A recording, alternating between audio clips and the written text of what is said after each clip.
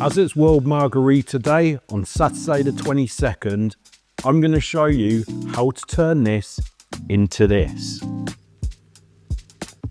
In this video, I'm going to be going off script to my usual recipes by making margaritas from different random fruits, rather than the usual lime variations. And for added measure, I'll show you the cut fruit for your cross-section perverts out there, just so you can get your fix.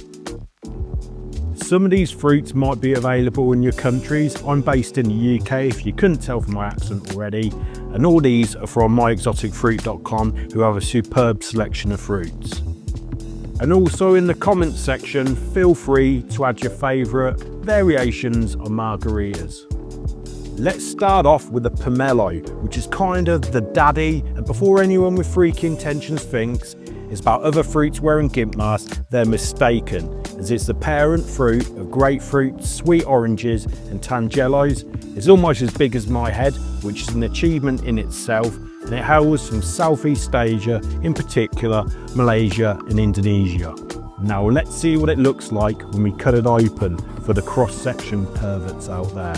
And I can already hear them on social media shouting at each other, "Golly gosh, Portia and Timothy, look at that cross-section. You must tell Tabitha at the supper later." Okay, starting with the Pomelo Margarita, we're going to kick this off by adding 2 ounces, that's 60 ml of tequila.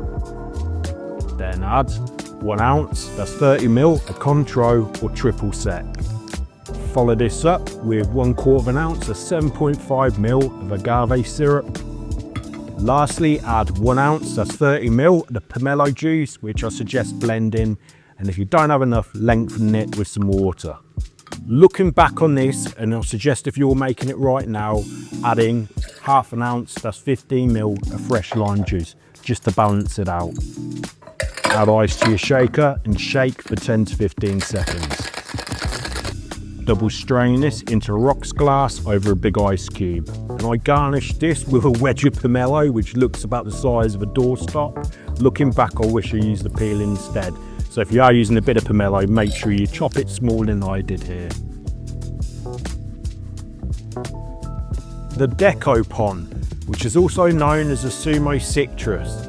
It's a big seedless version of the satsuma, which hails from Japan, which is a country I really want to do a cocktail series on. Now the cross section. For the Nekopan Margarita, start off by adding 2 ounces of tequila to our shaker. Following this up with 1 ounce, that's 30 ml of Contro or triple sec. Lastly, add 1 ounce, that's 30 ml of our Nekopan juice. Add ice to our shaker and shake for 10 to 15 seconds. And double strain over ice into a rocks glass. Lastly, garnish with a Nekopan slice. Lastly, there's these little gems, which are called the Calamansi, if I pronounce that correctly, which are known as a Calamansi or the Philippine lime. Here is the cross section, and you'll need more than a couple of these. The Calamansi Margarita, I'm sure I'm butchering that word. But anyway, let's kick this off by adding 2 ounces, that's 60 ml of tequila to our shaker. Then add 1 ounce, that's 30 ml of Contro or triple sec. Follow this up with 1/4 ounce, that's 7.5 ml of agave syrup.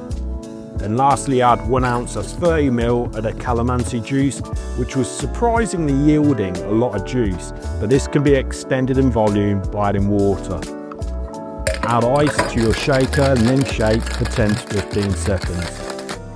Double strain into a rocks glass over ice, and you don't need a garnish for this one. The taste test. This was a really enjoyable experiment. Apart from working with tons of wet ice and juicing a load of fruit, the Calamansi Margarita was really outstanding. It really worked well and it ticked all the boxes for me. I wasn't a big fan of the pomelo one. It's a little too floral for my taste.